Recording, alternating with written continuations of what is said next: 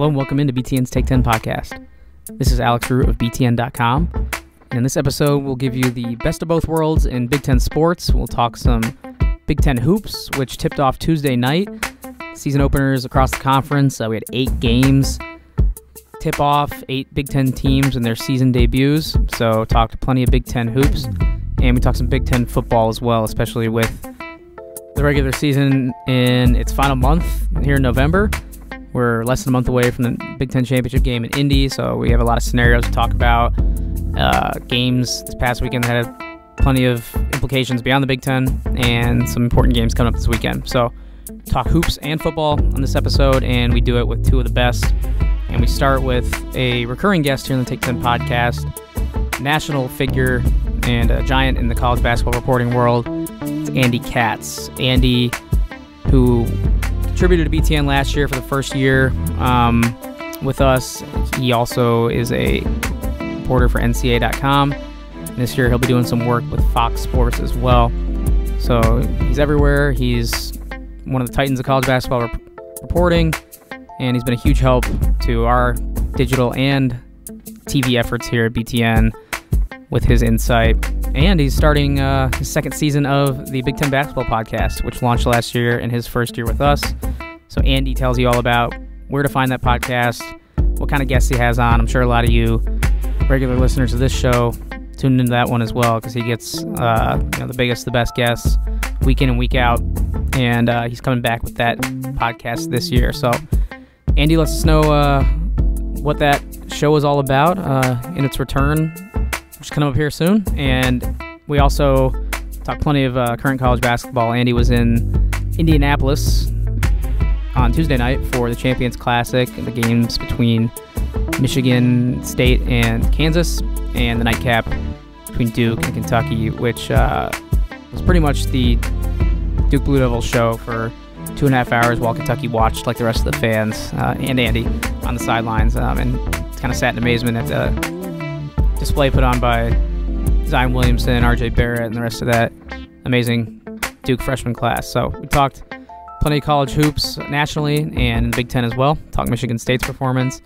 And we kind of previewed Big Ten season while working into some discussion from the opening night of Big Ten hoops on Tuesday. Obviously, can't take much from just one night, but we kind of used it in the framework, Tuesday night's games in the framework of a season preview with Andy, who has had his eyes on the Big Ten closely all offseason and has a really good finger on the pulse of what could play out this year as we get rolling here into November basketball, which is really juicy this last few years. It's always been good, but now there's a lot of marquee non-conference games. The tournaments have been getting better and better every year around Thanksgiving. Plenty to talk about, and we do it all with Andy Katz coming up here on the show. I mentioned we have some college football talk as well. We did not lean on Mr. Katz for that. Instead, we turned to our in-house researcher, Harold Shelton, like we do every week for our weekly Stat Head segment, where we go behind the numbers of Big Ten sports and talk mostly college football with Harold Shelton, with H as I call him. And H broke down a ton of scenarios for the Big Ten championship game in Indy, the implications for this upcoming weekend's games, and how it all kind of ties into the last weekend of college football. So a lot of good stuff with Harold Shelton as always. This is a 2-guest episode, starting with Andy Katz, and then get to Harold's Stat Head segment after that. And before we get to both of those, just want to get a word in from our sponsor, and it's something you definitely want to listen to if you have an interest in starting or building a career in sports, and it's a message from the Northwestern University School of Professional Studies. You can build a solid foundation in the strategic, creative, and analytic skills that are essential for success in the business of sports in the master's program in sports administration at Northwestern University. Find out more at sps.northwestern.edu/sports. So yeah, if you want to work at a place like BTN in the future, or if you want to work anywhere in the sports industry, definitely check out that master's program up the road from Chicago here at Northwestern. Highly recommend it. All right, now we'll get to our first interview of this episode. As I mentioned in his lengthy introduction in the beginning here, the guest is Andy Katz, longtime college basketball reporter, one of the best there is. very plugged in, and obviously he will show off his expertise here in the next 20 minutes or so. Andy Katz of BTN, NCAA.com, and Fox Sports. That starts right now. I'm very pleased to be joined by a national college basketball reporter. He's a major contributor for BTN, NCAA.com, and starting this year for Fox as well. Andy Katz. You can follow him on Twitter at @TheAndyKatz. Andy, welcome back to the show. Thanks, Alex. Pleasure to be back with BTN. Yeah, excited for you to come back this year. And first of all, got to bring up the return of the Big Ten basketball podcast coming back this year, hosted by Andy Katz, coming back for its second season. And for those who haven't got a chance to listen to it this year, I was hoping you could tell us about the podcast you do for us and give us an idea of the types of guests you typically have on for those who haven't heard it yet. Well, I mean, clearly what I want to always do is give you sort of the news of the week in the Big Ten with, someone, one of our other analysts, someone who obviously covers the Big Ten regularly. That'll be a staple. I'm always going to have, sort of a rotation of the head coaches. I mean, we only got so many, so I'll be judicious, and some will make return appearances. Definitely going to have a lot of players already next week for the first one. You'll hear from Wisconsin's Ethan Happ. I was in the locker room last night, sat down with Michigan State's Nick Ward.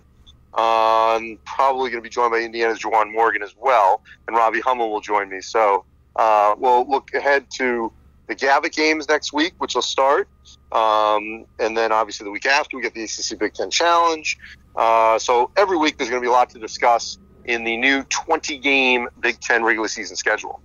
Yeah, so everyone definitely needs to check that out. It's the Big Ten Basketball Podcast. Can be found where podcasts are found on all the main platforms, iTunes, Google Play, all that good stuff.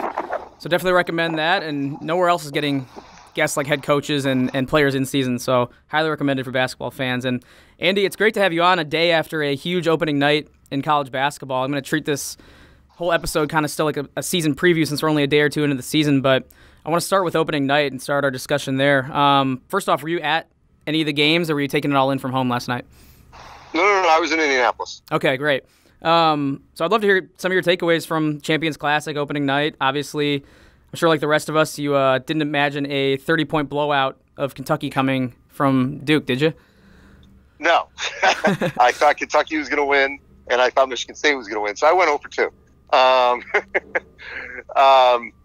The Michigan State result, a lot of that was just they dug themselves such a huge hole. I would judge more Michigan State the second half than with the first. They got a little shell-shocked, I think, in the first half, and I talked to Tom Izzo after. Quentin Grimes and Devin Dotson, the freshman guards from Kansas, who Bill Self had decided basically that day to start, they came out firing. And I think that caught Michigan State a little off guard defensively, and that created a hole. And then they had a real hard time stopping Dedrick Lawson and Udoka Azubuike, and that was a problem for Michigan State. But Michigan State offensively really clicked. Kyle Ahrens, started making shots. They took better care of the basketball in the second half. They still gave up a ton of points, and that's going to be a concern for them defensively. But I'm going to be in Vegas with them in 2 weeks over Thanksgiving, and I'm going to predict that we're going to see a different Michigan State team, especially defensively. Yeah, Michigan State always seems to grow from these early season losses and games against top teams, and I want to get into them a little deeper in just a moment. But first, I want to go a little deeper with you on Duke as well, because I just want to get your opinion seeing them up close. Is this what it's going to be like all season long from the Blue Devils? Because we've seen Kentucky kind of look shell-shocked early in games like this with all their freshmen, but you look at numbers from 3 of those Duke freshmen, R.J. Barrett, Cam Reddish, and Zion Williamson. They combined for 83 points last night, and that's insane. Is this what we can expect from Duke consistently? Well, they're going to have to, because they're going to be their main, sort of offensive outputs. And Trey Jones was 7 assists, 0 turnovers.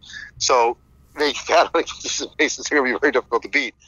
My only thing that I would just pause here, and I said this last night, is that when they get into conference play, which is a totally different animal, and historically Duke does lose games on the road in conference, what they don't have, and maybe Trey Jones will change that trend, but they don't have the veteran lead guard to settle things down when they get in a really crazy hostile environment, whether that's at Virginia or a Florida State or Virginia Tech. obviously Carolina. I mean, last year they lost to BC on the road. So could this be like what we saw with Kentucky a couple years ago when they went 38-0 before losing to Wisconsin in the Final Four? Maybe. But I just would be a little reluctant to project that because of the lack of overall experience of being in adverse situations. And I asked those guys last night, how are you going to handle when you have an adverse situation? And they said they don't know because, it's nothing they've ever experienced before. Sure. And just being up close and seeing a player like Zion Williamson in person, can you remember anyone over your decades of covering college hoops, a similar player with that kind of build and athleticism? Well, I will say that physically he reminds me of LeBron in that, when I saw LeBron, he didn't play college, obviously, but in high school, LeBron looked like a man. And standing next to Zion in the locker room last night, interviewing him, I mean, he looks like a fully developed man and, a lot stronger and everything. So, he's got a little Barkley in him in terms of just his presence. Great kid, good personality. I think that he's just going to have a great year and be really engaging and a pleasure to watch. Yeah, Zion's dunks and overall game is going to be really fun to watch all season, especially as they get ready to head out to Maui here soon, face some more really tough competition. It's going to be intriguing to see how they fare there. Want to get one or two more thoughts from you on Michigan State and just overall how you thought they looked last night and how it projects going forward. Because to me, they look like a top 10 to 15 team.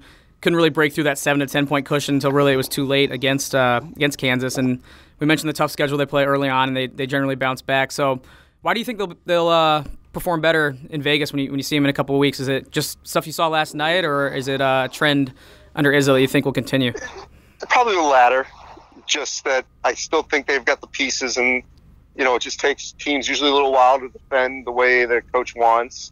And I'm sort of trusting the process, and I believe that Tom will have these guys just locked in a little bit more. And look, that tournament, by the way, historically UCLA and Carolina aren't great defensive teams. Much more on the offensive end. So that'll be a good test for Michigan State. Whereas if they can get their offense clicking for a full 40 minutes, they should be able to score against those two. And Texas and all the different combinations of what could happen over the 2 days.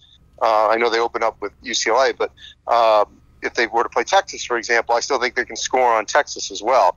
So it'll be whether or not their defense improves over the next 2 weeks, or a little less. Actually, it'll be 2 weeks from tomorrow. Then I think that'll be a good indicator.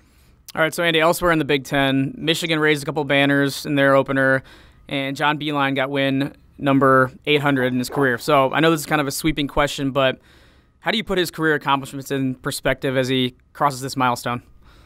Well, I think he, up until recently was not appreciated the way he should have been nationally. I mean, he now is definitely viewed as one of the best coaches in the game. I think he's a future Hall of Famer. And, never been an assistant coach.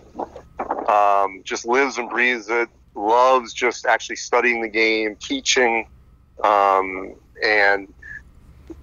even though players, have come and gone, and I just think that the players that have finished their careers there with him, whether it's, Lemoyne, Canisius, West Virginia, Michigan, there's such an appreciation for what they've learned from him. And I think that's, he definitely defines sort of the teacher-coach definition of what you hope, your leader of a college basketball program is. Absolutely. And how about, I want to get your take on Michigan this year. I mean, to me, from what I saw last night, I know you didn't get to see them live, but they look skilled. They look pretty smooth. I think they're going to defend at a high level again. Didn't score a whole lot of points last night, but it's one game. So what are your thoughts on this version of the Wolverines coming off of Final Four but losing a couple guys to the league in graduation? Well, I mean, I think this Michigan team is going to be like last season in that I don't think it's talented. They don't have a Wagner type, but they will be so much better in February than they are in November. And people forget, they really struggled in Maui last year, and that's almost just forgotten because of what they did, in late February and March and April.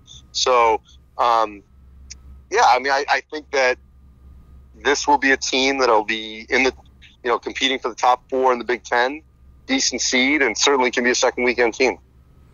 All right, I want to kind of move across the list here of potential Big Ten contenders. And 2 teams I noticed you were higher on than most in your preseason Power 36 rankings were Nebraska and Indiana, who you had at, I believe, 16 and 21 respectively. Why do you think you were higher on them than most of the voters? Because I agree with you that they deserve to be ranked a little higher coming into this season. Well, I mean, first of all, Nebraska returns its core, and experience matters. So, I mean, look, if you're not going to be behind Nebraska now, are you ever going to be behind them? They finished 4th in the Big Ten last season. They've got all these guys back. I mean, basically, they didn't win the non-conference games last season that they should have. And that's what I think hurt them getting into the tournament more than anything in the Big Ten. So we'll see here in the next 2 months. But they should be ranked, I think, as one of the 2 or 3 best teams in the Big Ten. Indiana, Romeo Langford had a good debut last night. Juwan Morgan's one of the best players in the country now. They're defending. Once again, their talent has risen up. They should be considered one of the better teams in the Big Ten. Sure, and like you mentioned, Romeo got off to a really nice start. I mean, both opponents that Nebraska and Indiana played were not very good, but Romeo looked really smooth. He kind of glides out there. Everything looks like it comes easy to him. Had 17 first-half points and really solid performance, and Nebraska just blew the doors off of Mississippi Valley State. Another debut last night, Carson Edwards, who I remember at Media Day in Chicago last month, you were saying how he could be a potential National Player of the Year contender. He certainly got off to a good start. 30. Yeah, good start in that campaign with 30 points. Do you think he's going to have enough juice to kind of carry the Boilers? I know they have a good supporting cast, but what are your thoughts on Carson and Purdue overall? I had them in my top 4. I think he can have a Shabazz Napier-like year where, a smaller guard with a big heart and who can make big shots. He doesn't have a bunch of, jokers around him. He's got players. But I think he's ready, willing, and able to shoulder the major load of, being a dominant scorer. And, he'll dominate the ball. And I think he'll be a little more judicious, when he gets into the Big Ten and defenses are going to really try to lock him up. But he can be the distributor. So I think that he definitely can be an All-American Player of the Year. And Purdue, should be a team that finishes, I've rattled off, we've talked about 4 of them, but I mean, they're right there to finish in that top 4. Yeah, speaking of 30, and Carson's 30, Wisconsin and Minnesota, I believe, went 30 and 31 respectively in your Power 36 rankings. And Ethan Happ had a triple-double in the opener last night. First off, Andy, you're a Wisconsin guy. Can you believe that's only the second triple-double in Wisconsin history? Because I was surprised. I'm not, just because people forget how bad the history of Wisconsin basketball is. So new records are not surprising to me because I saw in the late 80s, how bad the basketball was. I know. I guess I just figured that Kaminsky would have had a couple or something. I don't know, but I was a little surprised. But your experience with Wisconsin basketball goes much farther back than mine. And then Minnesota looks like they might have a point guard. Isaiah Washington, who had a up and down year last year, had 11 assists in the opener, and I think your ranking of them as a near top 25 team looks pretty accurate just from how they looked last night. They look pretty good. Yeah, and they don't have their full team yet because Eric Curry's still hurt. He had surgery. Marcus Carr is not eligible yet, transfer. So, I mean, and people forget about Jordan Murphy and how good he is as a double-double machine. So, I'm high on the Gophers. I'm looking forward to seeing them. I'm going to see them one of their non-conference games coming up in early December. Yeah, I know you've been definitely advocating for them that they should be higher, and I tend to agree with you on that. 2 teams that I kind of need to see something out of before I get behind them and get on their bandwagons are Maryland and Iowa. Maryland got a win last night, and it got kind of tight at the end against Delaware. Iowa has not taken the floor yet. But I want to get your thoughts on those 2 teams. Those are 2 teams that I think have plenty of talent, but we're just not sure if they're going to make that leap into the top half of the Big Ten. What do you think about the Hawkeyes and Terrapins and kind of class they fit into? Yeah, when I did my predictions for the NCAA, those are the 2 that I had, sort of on the edge. Iowa returns everyone, but as Fran McCaffrey said quite often, they got to defend. They got a potential star in Tyler Cook, but we got to wait and see. Next week's a huge week for them. They're in New York with Oregon, UConn, and Syracuse. Splitting the two games there would be huge for them. And for Maryland, I'll get a chance to see them actually a week from Sunday in College Park. And, they don't have a great non-conference schedule. Got a couple big games, but, look, they did lose Kevin Huerter. And I think that's because he was such a difference maker. But Bruno Fernando is a great rim protector. He's only improved offensively, and Anthony Cowan certainly can be that elite on-ball distributor, defender. I think they're going to be one of those classic sort of right on the edge teams, both of them, that could go with it. They could be the difference between the Big Ten getting, 8 or 9 bids versus 6 or 7. Yeah, and Jalen Smith, the freshman on Maryland, looks pretty impressive too. They got some serious size down low with Fernando and Smith, but we'll see if they can take advantage and if it's enough to, like you said, get over that hump. Before we wrap up, Andy, I wanted to maybe get your recommendations on players or other teams you're excited to watch in the Big Ten. I know in your freshman preview you mentioned Ayo Dosunmu of Illinois and Jaden Ledee of Ohio State as guys to keep an eye on. Who are some guys that you recommend that we might not know about that we should watch out for? It's a good question, Alex. You got me thinking here. I will just say this, as I'm scratching and I don't have rosters in front of me. The one team that I was sort of down on, that it was an exhibition, but I think we need to give them a little bit more credit, and that's Penn State. They beat West Virginia in an exhibition game, and they lost Tony Carr, but maybe there was more returning than we gave credit for Penn State. I want to win now. I think, Pat Chambers has done a really good job building that program up, and they're a program. I know you were looking for players, but I'll just give you a program that I think we need to sort of reconsider based on that one result, if they can create more momentum going forward here in the non-conference. Yeah, the Nittany Lions are fascinating to me because, I think they had NCAA tournament talent last year, just fell short, and then I'm really intrigued to see how they proceed without Tony Carr, but with a lot of that surrounding cast still there. All right, final question, Andy, and you've touched on a lot of these already a little bit, but I just want to get some early season games you're excited to watch because we got a lot of good November basketball coming up. Michigan-Villanova is one matchup coming up. We got, like you mentioned, the Vegas tournaments and Maui, and really a phenomenal time of year for college basketball. So where will you be, and what will you have your eyes glued on? I'll be at the Michigan-Villanova game. I told you I'll be in Vegas. But the two games next week, and I don't want to give too much away because we're going to talk about this on the podcast. Yeah. But I'll just say the two games to really circle next week for the Big Ten are Wisconsin at Xavier. It's the kind of game Xavier is rebuilding. So that's the kind of game the Badgers really should win this season, even though it's very difficult to win at the Cintas Center. And then the Marquette-Indiana game, I actually think will be the best game of the Gavitt games. Marcus Howard, Romeo Langford. I think Marquette could be the second best team in the Big East. I think that's a high-level game in Bloomington. And if Marquette goes and wins that game, that's significant for them. If Indiana holds serve at home, I think that's huge for Indiana too. That's the sort of the respect I'm giving both these programs going into that game. I love the Gavitt games. Just kind of the addition it's added to November basketball. I'm sure you agree. It's been fun. All right, Andy. Like you said, we'll see you soon. Yeah, for extended breakdown, check out the Big Ten basketball podcast. You'll have plenty of insight and plenty of great interviews. So we look forward to following you and having you back here at BTN for a second year. All right, thanks, Alex. All right, thanks once again to Andy for joining me. I believe that's the third time I've had him on the Take 10 podcast. I always enjoy talking to him, enjoy working with him when he's in the studio, and when we connect on the road. Just great all-around guy, and basically what you see with him on TV is what you get in person.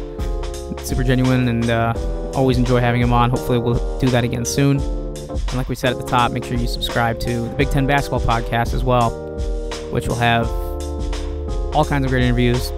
Good stuff you really can't get anywhere else, especially if you're looking for a comprehensive conference look at the sport. So find that, just like find the Take 10 podcast on iTunes, Google Play, Podbean, anywhere really you can find podcasts you should be able to find these episodes, and highly recommend subscribing to both. All right, now we'll get to our weekly stat hit segment with BTN researcher Harold Shelton. H and I break down a little bit of basketball in the beginning because he is a Spartan guy, so we talked Tuesday night's game. And after that, get heavily into Big Ten football, numbers behind the matchups, and a lot more. So without any further delay, it's the Take 10 podcast discussion with Harold Shelton. All right, I'm very pleased to be joined once again by Harold Shelton, BTN researcher, who joins us as always for our weekly stat head segment. And H, how you holding up this time of year? And I know I ask you every week, especially as hoops get started and football's still in full swing. Are you doing okay over there? Doing all right. The crossover is definitely tough. Was in here late last night with all of the basketball games going on and then the playoff ranking. So it's been a busy last few days, but as you know, it's November. I think we all kind of feel it. You know, you walk in the halls, you kind of give a knowing nod to somebody, and it's like, yeah, we're all in this. And at the end of the day, we're just getting paid to watch sports, essentially, so it's not too bad. Pretty much. And we're getting paid to talk about sports, kind of, a little bit here. And we'll get into some college football talk in just a second, but I definitely wanted to kind of close the loop on some college basketball discussion that I had with Andy Katz just a few moments ago. Andy's the guest on this week's episode. And since you are Michigan State grad, Michigan State fan, and Michigan State played in the biggest game in the Big Ten last night, I want to get your thoughts on their close-ish loss to Kansas in the Champions Classic. They fell, I think, by 5 points, had it down to one possession late, but it was kind of a 7 to 10-point game throughout. So what were your overall impressions from season opener last night for the Spartans? Just kind of proved to me that the team still goes as Cassius Winston goes. I thought even last year with Bridges and Jackson, two lottery picks, that Winston was still the most important player on that team. Whenever he played really well, they pretty much never lost. And whenever he was uneven with the ball or he wasn't aggressive on offense or turned it over too much is when they seemed to struggle. That was kind of the issue last night. Even though he had 11 assists, he turned it over 5 times, didn't shoot well from the floor. And so when he can't create offense for himself and for others, they really struggle in the half court. It was good to see them battle back. It was good to see Kenny Goins kind of come out of nowhere and get 17 and 11, especially seeing, especially with Nick Ward struggling as mightily as he did. It was good to see guys pick up the pieces elsewhere, whether it was Matt McQuaid chipping in with 12 or, Josh Langford coming alive in the second half. They're going to need Aaron's looked pretty good. Yep. Good to see Arns come back and hit a couple threes. They could have used him last year against Syracuse, but we'll leave that for another day. Yeah, and it's early in the season, so I got to get my pronunciations down, all the names. No worries. Kyle Arns, that's what I got you for. Also, H, Katz just said on the pod that he thinks Michigan State's going to look a lot better and do really well coming up in Vegas in a couple weeks. I'm curious to get your thoughts on their outlook as the holiday tournaments come up here soon. Yeah, I definitely think that they will get better. I mean, it's always hard to open the season up with the number one team in the country. I mean, you can argue probably number 2 after seeing Duke last night. Mm-hmm. But, with a team that relied a lot on, Bridges and Jackson and mostly front court production last year to have a complete 180 and playing a top 2 team in the country away from home is a tough ask. I don't know if they'll see a front line all year that was as big as Kansas. I mean, Azubuike's a load, and Nick Ward couldn't really do much against him on either end. I don't know if they'll be seeing guys like that the rest of the year. And, hopefully for the juniors, Winston, Langford, and Ward, it's kind of a wake-up call. Like, hey, guys, this is your team now. Like, you can't blame anybody else. No one's going to say, well, Bridges didn't do this or Jackson can bail us out. Like, this is your team. And, we'll see what the next measuring stick is in Vegas. Yeah, Azubuike looked really good and was just too much for most of the time for guys like Ward to handle last night.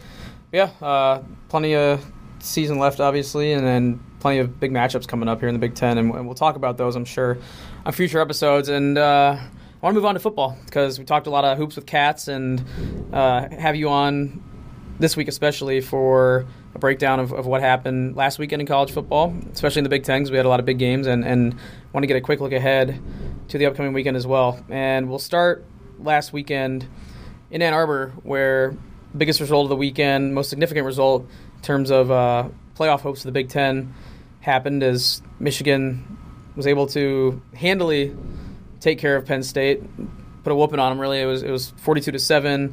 It was never really close, and you kind of called it, H, that Michigan would avenge last year and do it in pretty impressive fashion. So, what did they do that confirmed your prediction from last week?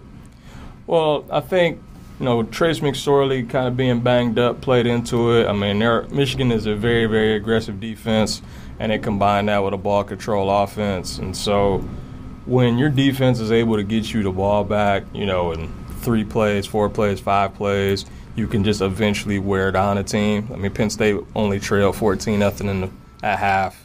And then in the second half, those 2- and 3-yard runs start turning into 6 and 7. The passing game starts opening up a little more because you're trying to sell out for the run. And when you get up like that and you make Penn State one-dimensional, McSorley's kind of been inaccurate all year.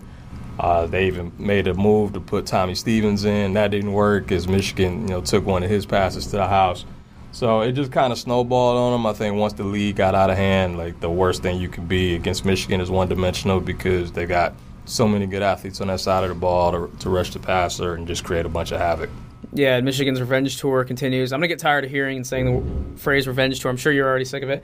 But that's what it is, and that's how they're rolling. And, they're loud. They're not afraid to ruffle some feathers. It's got the look of a team, and I've been saying it for a few weeks now, of one that's, just on one of those rolls that could carry all the way to Indy and beyond the college football playoff. And I kind of want to juxtapose their performance with their rival Ohio State, who is on a collision course with Michigan still for a significant game on the rivalry matchup in the last regular season week of the year. And really, they're kind of two teams going in opposite directions. Ohio State is just, after the loss to Purdue, still hasn't looked all that impressive in their one game. They squeaked by Nebraska. Credit to Nebraska for looking really solid and looking a lot better lately. But Ohio State still is in this kind of pattern of squeaking by inferior teams. And right now, if Ohio State and Michigan played tomorrow, I think Michigan would have a huge edge. Yeah, I mean, I think the game certainly helps being in Columbus. But, yeah, for whatever reason, through 9 games, this just might be who they are. I mean, they made a concerted effort to run the ball last week, and they were able to with some success. I think they did run for 229 yards, averaged about 5 or 6 yards a carry. But you wonder if that's sustainable against some of the better defenses that they'll see. They're going to see 2 really good ones in the next 3 weeks. It helped that they didn't have to rely on Haskins to win a game. They might have to, against the 2 Michigan schools. The defense still has some issues. They gave up a couple 40-yard plays. You kind of just wonder if this is who they are. I mean, I'm not throwing in the towel on them. They're still very, very talented. But, through 9 games, I mean, it just might be what the product is. Yeah, they're definitely trending oppositely, like I said, with their rival Michigan Wolverines. And I don't know, if you would ask me a month ago, I would have said complete opposite. Ohio State kind of had everything going their way, and now it's just, like you said, it's just been a weird kind of season there in Columbus, starting off with all the drama with the head coach and Nick Bosa and beyond. I will say, though, that game, all the previous 11 don't matter. Yeah, toss it out. We've seen, Michigan teams that have not been as good push Ohio State to the brink, and these are Ohio State teams that were competing for Big Ten and national titles, and, they've had to squeak by about 1 or in overtime. So I wouldn't be shocked if Ohio State, came out guns blazing in that game if there was still something to play for. We'll see if there's still something to play for. Yeah, and that game's going to be dissected plenty in the next few weeks, so we won't linger on that too long. Did want to move on to a result this past weekend that could determine the representative in Indy on the other side of the Big Ten in the West. And you talked about it last week heading in. That Iowa-Purdue result could virtually pencil Northwestern into a Big Ten title game slot, regardless of their performance against Notre Dame, obviously, last week. It was just a weird situation because Notre Dame lost, and their season outlook got a whole lot better because of that Iowa-Purdue result.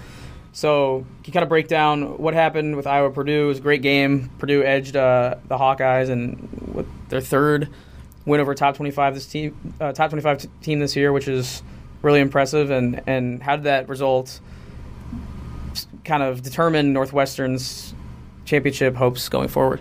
So that's for the game itself. I mean, it just kind of goes to show you how good Jeff Brom is, how well David Blau's playing. I mean, a ton of big plays through the air. Terry Wright's a guy who you don't really account for in that offense because you have Rondale Moore, you have Isaac Zico, you have Bryson Hopkins at tight end, and you got DJ Knox, and then this is the guy that burns you for 160 and 3 touchdowns. So it just goes to show you, especially at Ross-Ade, just how many weapons they have, and they were able to take advantage of a beat-up secondary for Iowa. I mean, it was pretty crazy that since this is the first time since 2001 that they've allowed 30 in consecutive Big Ten games. Yeah, I was going to say beat up secondary or not, you don't expect Iowa's defense to allow 38 points. Right, exactly. And so now with that loss, it really, really opens the door for Northwestern. There are a variety of scenarios where they can clinch. They could potentially clinch it this week if they beat Iowa, Wisconsin lost to Penn State, and Purdue lost to Minnesota. Even if Northwestern lost this week, they could still go if they win their last 2. Even if they lost their next 2 or 2 of their final 3, they could still go if they get some help around them with Wisconsin and Purdue losing games. So it's just pretty crazy, the fact that Northwestern could go winless in non-conference play and still control their destiny. Yeah, full disclosure, I didn't see Northwestern's game against Notre Dame Saturday night, so I didn't get a great look at the Irish. Just saw the highlights and was keeping up with the score. How did Northwestern look against Notre Dame? Did Notre Dame look like a legit playoff team? And how do you think Northwestern, fared in that, considering they'll have to take on a team of pretty similar caliber if they do make it to Indy? They definitely gave them a game. I mean, it looked like it was going to get away from them for a little while. They trailed by 17. Battled back, cut it to 3. Northwestern stopped the run most of the day, which is what they're really good at doing. The problem is that they had a couple of defensive backs get hurt, and then Ian Book took advantage of it. He had over 200 yards and accounted for 3 touchdowns in the second half to kind of put that game away. But I think Northwestern, acquitted themselves well. I thought they definitely had a chance to win the game. It sucks to have those injuries because that might affect them during this Big Ten race. And even if they get to Indy, we'll see if those guys get back or not. But, I think for Big Ten purposes, for playoff purposes, you want Northwestern to win out, potentially get to 8-4, or possibly be ranked. And if Michigan or Ohio State can play them and beat them, then that gives you a little extra boost. Yeah, that'll go a long way. All right, we'll use Northwestern to kind of catapult us into Week 11 of college football. You mentioned Northwestern's matchup with Iowa this weekend, how it could determine Big Ten race. So if they win that one, it's looking really rosy. And you mentioned they could clinch this weekend, right? Yeah, potentially clinch this weekend. I mean, I don't see Purdue losing to Minnesota, so they'll probably have to win the following week as well. But it is possible if Purdue were to get upset and Wisconsin loses in Happy Valley. All right, let's move on to some of the other games this weekend. Since Northwestern is in the driver's seat, like we said, anything can happen. But if I were, the heavy media contingent coming out of Evanston and fans as well, I'd feel pretty good right now. I know some people in Chicagoland area certainly do. Let's look ahead to your Spartans and their matchup with the Buckeyes coming up. You mentioned how Ohio State has some tough tests coming up. This is certainly one of them. Game was close, I believe, a couple years ago, but they've beaten Michigan State the last 2 years. What do you envision Ohio State looking like coming off really 3 or 4 disappointing performances in a row? Just really a disappointing month. How do you see the Buckeyes coming out? And at 6-3, how do you see Michigan State approaching their end of the season with still a really good bowl to play for? Yeah, I think Ohio State's got to throw it to win it. I don't think they'll be able to run it. Michigan State's run defense still the best in the country statistically. Completely shut down Maryland last week. I think they had 26 yards rushing. So Ohio State's been struggling to run the ball all year. I don't know. I don't see how that changes this week. Teams that have beaten Michigan State, for the most part, have been able to throw it with a decent amount of success. The problem is, I guess they have to try to find balance. They threw it 73 times against Purdue. I don't know if that's necessarily the answer. The good thing is for Ohio State, at least in these next 2 weeks, they're going to be playing some pretty one-dimensional offenses with Michigan State and Maryland, so that might give them a better opportunity because those games will be more low-scoring. I mean, Purdue had a ton of weapons, were able to get up on them. I don't think Michigan State or Maryland could do that, but they need those 2 wins to try to build up some momentum to get to the Michigan game. Again, if they still win out, they'll go to Indy. They're not out of this thing. Yeah. So there's a lot to play for the Buckeyes. And, they can kind of wipe away that Purdue loss and October if they can get to Indy. Is it going to be Lombardi or Lewerke for Michigan State? Sounds like Lewerke, even though he's still kind of playing hurt. D'Antonio referred to Lombardi as his ace reliever. I think personally that Lombardi should be starting until Lewerke's 100%. Mm-hmm. Doesn't seem like he is 100%. He's trying to play through it. I think that kind of limits the offense that's already kind of limited to begin with. But, obviously he's won 106 games and I've won 0. And so, hopefully he can win 107 this Saturday. You've won 0 right now at this point in your career, but don't rule out a career change in the near future. You got the give me a shot. Work your way into the front office. That's what happens now. The numbers guys work their way into the front office and they get a general manager or, who knows. Exactly. Don't rule yourself out. All right, looking across the conference now to another game that, if you looked at it in September, you would think, hey, this could be a game with huge implications, not only in the Big Ten but nationally. And right now it's just not carrying that same weight that we might have envisioned. That's Wisconsin visiting Penn State. Wisconsin's not even in the top 25 anymore. Penn State's number 20. It's just kind of a game that features 2 teams that really, we had high expectations for, and not that they've had bad seasons, but just haven't reached the level that a lot of people thought they would heading into this campaign. Yeah, it's kind of a disappointment bowl, right? I mean, both of these teams started, preseason top 10. They hadn't met since the classic 26-team Big Ten championship game.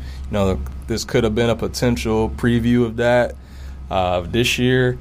And unfortunately, both teams have 3 losses. Kind of hard to believe that the loser of this is going to have 4, right, considering all of the high expectations. Both quarterback situations are a little dicey. Alex Hornibrook got knocked out of last week's game, another concussion. Trace has been bothered, with a leg injury last couple of weeks. So, they've been kind of using Tommy Stevens. Jack Cohn played the whole second half last week, started the Northwestern game the week before that. So it's kind of hard to say, what the game will look like because we don't even know, how the quarterbacks are going to be or which ones are even going to be out there. I will say I think it'll be hard for Wisconsin to win that game just being one-dimensional.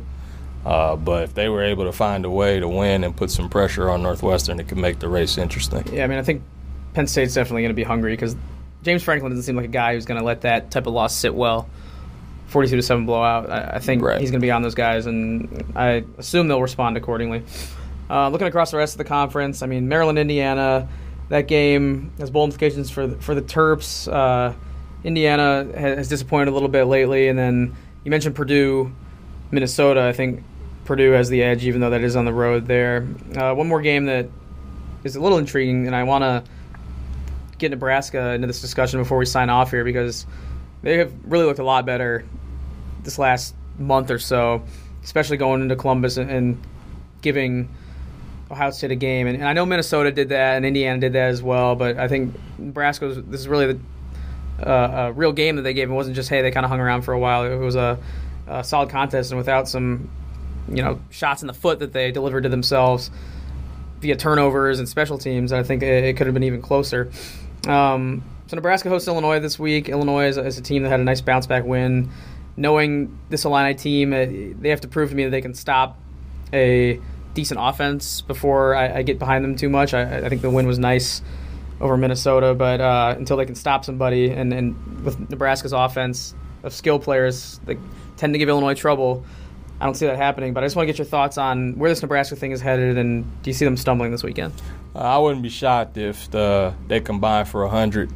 I mean, both of these teams, they run it well, a lot of explosive players. I mean, we've seen Adrian Martinez be great. I think they've got 6 straight games as a team with 450 yards of offense. You got, Ozigbo running for 100 yards almost every game. You got Stanley Morgan, J.D. Spielman rewriting the record books. And then how about Reggie Corbin? I mean, leading the nation. It's been awesome. 4 70-yard runs this year. Just went over 2 bills against Minnesota. They dropped a double nickel on them, as you know. So I wouldn't be shocked to see either team, get to 30, 40, maybe even 50. I mean, we saw Nebraska give up 229 to Ohio State on the ground, and we know Illinois' bread and butter is doing that. They're a better running team than Ohio State. So it should be a shootout. It should be fun. Kind of intriguing with A.J. Bush going against his former team. Yeah, that too. You mentioned Corbin. I mean, that's a guy who I didn't know much about personally. Like, I knew his stats from last year, and he's obviously had a breakout year. I didn't know much about the person. And he's kind of come out as the face of this team. The Journey did a piece on him this past week about how he lost his mom 10 years ago and how he played rugby in high school and just stuff I didn't really know about him. And he's really been a good ambassador, representative for the program. So good to see that. And looking forward to another weekend of college football as we balance it with our, portions of hoops that were delivered throughout the week and weekend as well. So we'll have plenty to talk about, especially in November with double duty here. But hopefully we don't have to talk too much with any more over this construction going on in the background. I don't know if the mic picked it up, but for those who obviously can't see us, our studio here is right on the edge of a building that's on the Chicago River, and the bridge that connects Chicago Avenue across the Chicago River is being constructed or reconstructed over the next couple of years, and even 8 floors up, the noise is definitely noticeable, at least in here. And annoying. Annoying. You can lose your train of thought up here. So even with the soundproof walls, we're still getting construction noise. So hopefully we don't have to deal with that going forward. But either way, we'll get in here, we'll chop it up, and try and get it to you every week. So thanks for joining me. Yeah, no problem, man. All right, thanks once again to Andy and Harold for joining me. I think this was first time in the history of the Take 10 podcast we've had back-to-back Andys on the show. Had Andy Staples last week, Sports Illustrated, Andy Katz this week. A couple of very high-profile guys in the sports industry, and 2 of the best Andys out there. So I know we've had 2 Kevins before. We've had Kevin Kugler and Kevin Kiermaier on one episode, so I don't think that'll ever be topped. But maybe we'll get Andy Staples, Andy Katz on the same episode at some point. Try and tie that record. Once again, following that shout out to my guests, I want to give a shout out to listeners. Thanks as always for tuning in, and also a shout out to my team of producers, Wes White, Julie Bronder, who help week in and week out put these shows together, and Colleen Degnan, who helps out with the podcast as well. So appreciate everyone involved, and of course, like I said, everyone for listening. All right, it's a busy time of year. I got hoops and football intertwining and crisscrossing and converging here, and it's a lot to keep track of, but that's why we're here. So keep subscribing, and until next time, we'll talk to you soon here on the Take 10 Podcast.